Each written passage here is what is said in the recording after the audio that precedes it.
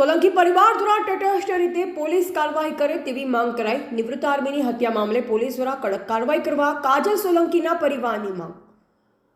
સોલંકી પરિવાર દ્વારા ફરિયાદ નોંધાવવામાં આવી છે, પરંતુ જવાબદાર પોલીસ દ્વારા કોઈપણ પ્રકારની કાર્યવાહી કરવામાં આવતી ન હોય તેવા આક્ષેપ પોલીસ પર સોલંકી પરિવાર દ્વારા કરવામાં આવી રહ્યા છે। જ્યારે ભારતની બોર્ડર પર ખડે પગે દેશની રક્ષા કાજે ફરજ બજાવનાર આર્મીની ફરિયાદ પોલીસ દ્વારા નોંધ્યા પછી પણ પોલીસ દ્વારા બરાબર કાર્યવાહી કરવામાં આવી રહી નથી, તો પોલીસ તટસ્થ કાર્યવાહી કરે તેવી સોલંકી પરિવારની માંગ ઉઠી છે। અને પોલીસ દ્વારા સત્વરે કાર્યવાહી નહીં થાય તો સોલંકી પરિવારની દીકરી દ્વારા 35,000 જેટલા સૈનિકોના સમર્થન સાથે કલેક્ટર અને એસપી કચેરી ખાતે ધરણા પ્રદર્શન કરવામાં આવશે। અને તેમ છતાં તંત્ર દ્વારા કોઈ કાર્યવાહી નહીં કરાય તો આત્મહત્યાની ચીમકી કાજલ સોલંકીએ સહિત પરિવારે ઉચ્ચારી હતી। એક માજી સૈનિક સંગઠનનું મર્ડર થયું હતું અને 3 મહિના પહેલાં અમે એસપી સાહેબને નિવેદન આપ્યું હતું। એનું નિવેદનનો કોઈ આજ સુધી એફઆઈઆર દર્જ થતી હતી। અડાલ પોલીસ સ્ટેશનની અંદર અમે ગયા તો પોલીસમાં કોઈને એફઆઈઆર દર્જ નથી કરી અને એનો પીએમ રિપોર્ટ બી નથી આવ્યો। આજે અમે કલેક્ટર સાહેબાને અને એસપી સાહેબને અમે નિવેદન આપ્યું છે। આ નિવેદનનો કોઈ ચુકાદો નહીં આવે તો અમારા માજી સૈનિક સંગઠનના તમામ એક્સ આર્મી અને એના ઘરના પરિવાર ધરણા ઉપર બેવા માટે અમે રેડી છીએ। ધન્યવાદ। એક્સ સુબેદાર લક્ષ્મણસિંહ। અમારા પિતા પરમાભાઈ કેવડાભાઈ સોલંકી આર્મીમાં નોકરી કરી નિવૃત્ત થયા અને સેવાના કાર્યમાં મદદરૂપ થતા હતા। તેઓની આ સેવાની કામગીરી સમાજના લોકોને ગમતી ન હોય તારીખ 1/7/2024ના રોજ રાત્રે 6 કલાકે ધર્માભાઈના ઘરે આવી કાકા મારો છોકરો સન્ની કૂવામાં પડી ગયો છે તો તેને કૂવામાંથી બહાર કાઢવા માટે ચલો, અમારી કોઈ મદદ કરતું નથી તેમ કહી તેઓના ઘરે લઈ ગયા અને રાત્રે 3 વાગ્યે ધર્માભાઈના ઘરે આવી કહેવા લાગેલ કે છોકરો બહાર કાઢતા રસ્સી તૂટવાથી કાકા બહાર નીકળી શકતા નથી તેવી રજૂઆત કરતા મેં પરિવારના તમામ સભ્યો ઘટના સ્થળે દોડી ગયા હતા। કૂવામાં ઉતરી જોવાથી કૂવામાં મરેલી હાલતમાં પડ્યા ધર્માભાઈના ઘરથી બાબુભાઈના કૂવાનું અંતર 100 મીટર હોવા છતાં તેઓ કૂવામાં પડી ગયા હોવાની જાણ 6 કલાક પછી કેમ કરી તે એક શંકા ઉપજાવે છે।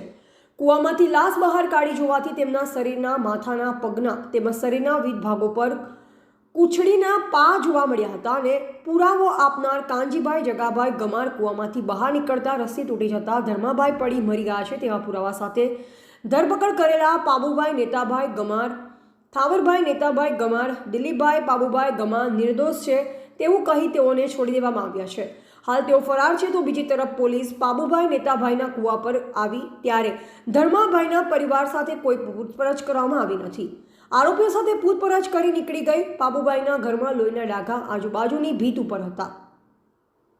ઘરમાં 2 કુહાડીઓ લોહીવાળી હતી। એક કુહાડી એલસીબી પોલીસને ઓરડીમાંથી લોહીવાળી મળી આવી ત્યારે આટલા બધા પુરાવાઓ છતાં પોલીસ અધિકારી ગુનો નોંધતા નથી।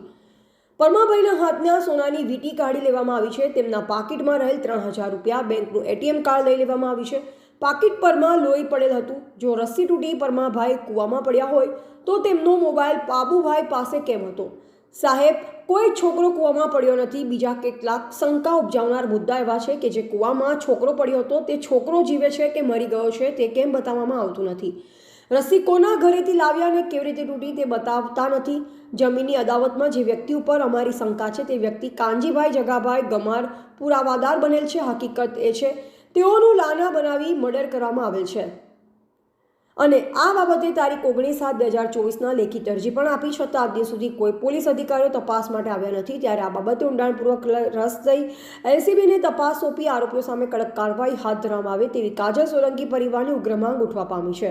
બેન ધર્માભાઈ છે, ગામ કેસરપુરા, તાલુકો દાંતા, જિલ્લો બનાસકાંઠા।